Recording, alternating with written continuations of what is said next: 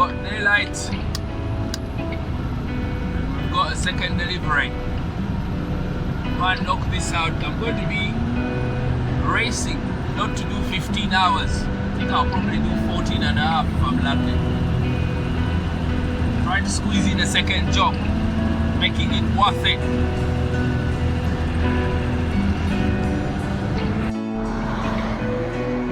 Morning. Start times and finish times. Start times is very obvious, but finish times is the one that's not obvious. Some people prefer, especially for a reason, you find that someone's going to do something before they come in. Many times is the family story. He has to pick his child or wife or whatever before he comes in, or the wife has to pick the husband before they come in. That one is very big. If workers keep telling you that's the time I prefer, and you keep not listening, changing it, they're going to sometimes pack their bags and leave because they have reasons for their time. We always talk about start times, but how about finish times? You know, if there are jobs that you never know what time you're going to finish, it makes you like you can't plan anything. You know, you need to know what time roughly you're coming back home. Same reasons. Next reason I got for you is proximity to the job. That's a bit obvious, but it is worth mentioning. If the job is nearer to you than another in comparison, you will take the nearer one. Well, I will. I'm at the second drop. He says this is a drop and swap, so it must be quicker. I can see there's a trailer there. Speak to you in a minute. Loyalty.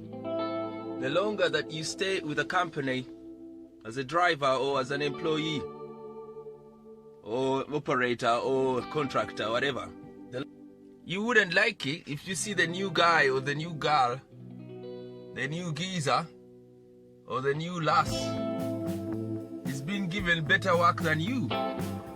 Okay? You would feel bad and you start, evaluating. Do you want to be new somewhere else? Maybe also get treated better.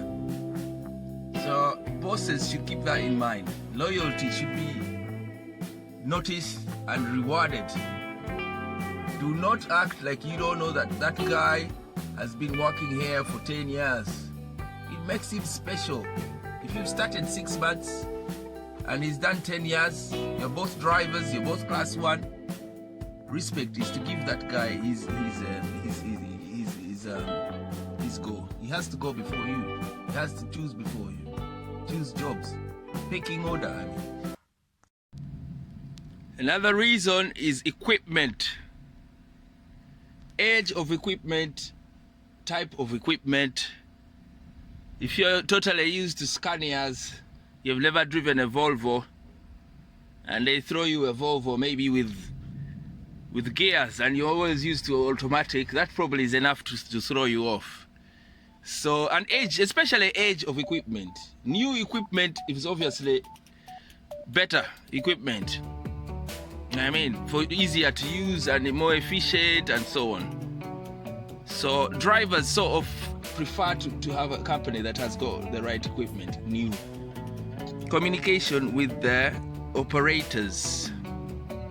The office guys, I'm here waiting for the trailer to get ready, by the way. And I've dropped one right now, the one behind me, and I'm going to pick the one there on the left.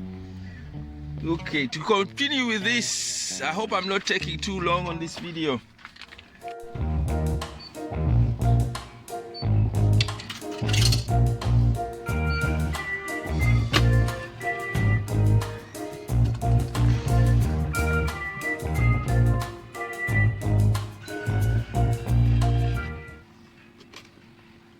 As I said, communication with the operators. If they're ringing you every single second, every 10 minutes, where are you, that gives you pressure. The right communication is just the right communication. I can't say do too many texts, I can't say, it's just communication alone can drive a person to leave the job. If they always harassing, where are you, why are you late, how many minutes, and all of that, that is a no-no. It will make drivers run to another job. Yeah, come to think of it, if say a workman comes to your house, a carpenter comes to fix something at your home, if you spend the whole time watching him measure, cut, use the ruler, if you watch him closely doing his job, you will get a worse job than if you let him with a bit of space, give him some space and come back and you find your thing is shining. You send someone, but then you want to do the job with him. If you wanted to do the job yourself, you wouldn't have sent that man or woman. So, employers, operators, owners, bosses, fellow drivers, trucking enthusiasts, new drivers, wannabes, all of you watching us, watching me, all of you, my viewers. That's one of them. Space to the worker. Let him do his job. The next one is workers getting on. If you went to a place and you just failed to get on with colleagues, for whatever reason, maybe they come from somewhere else, maybe they think you're different, yeah, maybe you don't fit in for any reason, if you fail to get on, that's one thing that's going to let people to get off. They can't get on, you're going to find a place where you suits you slightly better. Okay, colleagues getting on. For instance, I will tell you a company that I went to. In this company, if you didn't come from Europe and speak the languages, you felt out of place, because there's 5% only of you. It's friendliness and politeness. If you get to a center and they're a bit not polite, they're a bit rude to you, you turn up and they look like they haven't phoned you. Yeah, rudeness. You can tell who's rude to you even before they speak to you. Body language. So, if you find the place is not friendly, they are not polite, drivers are going to be flying. You can also tell if people are organized or not.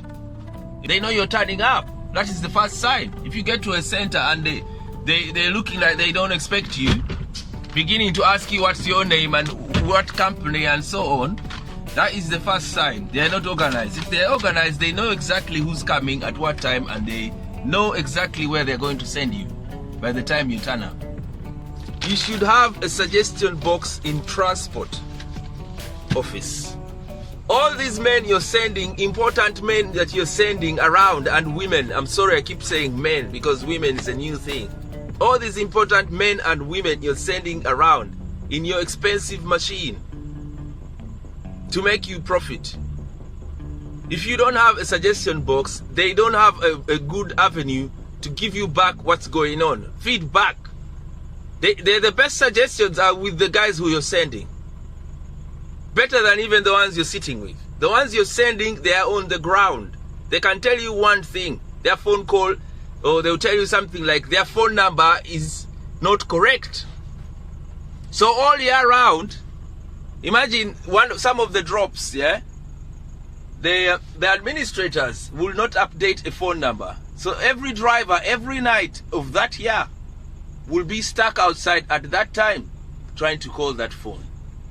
If the driver comes back and tells you that the phone number is wrong, I am lucky I got the guy Giza's number, this is their phone number, update it, and you just look at it and smile and throw the paperwork, that way you are killing the team. And also imagine how much time you're losing the team for all those drivers to get there and have to phone a wrong number and lock the lorry, walk around, just because you Mr. or Mrs. Administrator won't be bothered to take feedback from your lot. No good. So last but not least is routine. Get people in routine. If you're in charge, if you're a boss, a manager, operator, whoever, you're doing the schedules, owner of a truck, no other way to say it. If you don't get a routine on your jobs, it gets you, it's one of the heaviest things. If you're used to something, every Friday you go to this route, every Monday you go to this route, You usually start at this time, normally finish at this time. Those are the little bits that are keeping teams scattered. So, hope we find this video interesting and useful. Consider subscribing to get you more videos. I suppose up to next time, stay safe, God bless, and much love. Ta.